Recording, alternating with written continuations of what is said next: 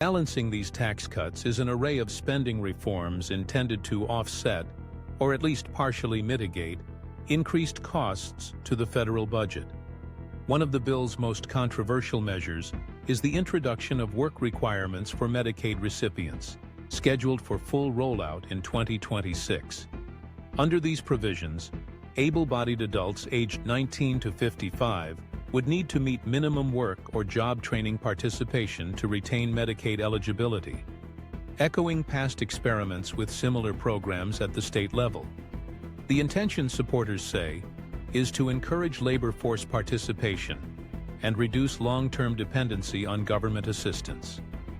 Analysis from the Congressional Budget Office estimates this could reduce federal Medicaid spending by approximately $300 billion over a decade, though opponents warn of potential coverage losses for vulnerable populations. Another spending adjustment comes through the reduction of federal support for clean energy.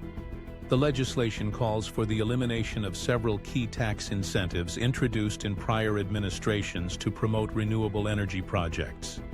Advocates for these changes argue that the market for renewables is now robust enough to stand on its own, while opponents raise concerns about the broader implications for climate policy and the future of American energy innovation. The bill also includes significant increases in funding for both defense and border security.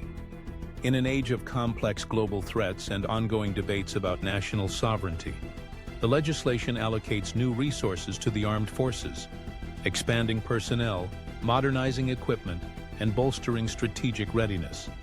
Border security initiatives receive a sizable boost as well, with funds earmarked for advanced surveillance, additional personnel, and renewed construction efforts at key choke points along the southern border. Amid these sweeping reforms, a more targeted provision seeks to boost population growth: the introduction of a so-called baby bonus. For every child born between 2025 and 2029, families will receive a $1,000 payment. Positioned as a family-friendly incentive in line with international trends in pro-natalist policies, this measure seeks to address the challenges posed by declining birth rates and fears of a shrinking workforce in the years to come.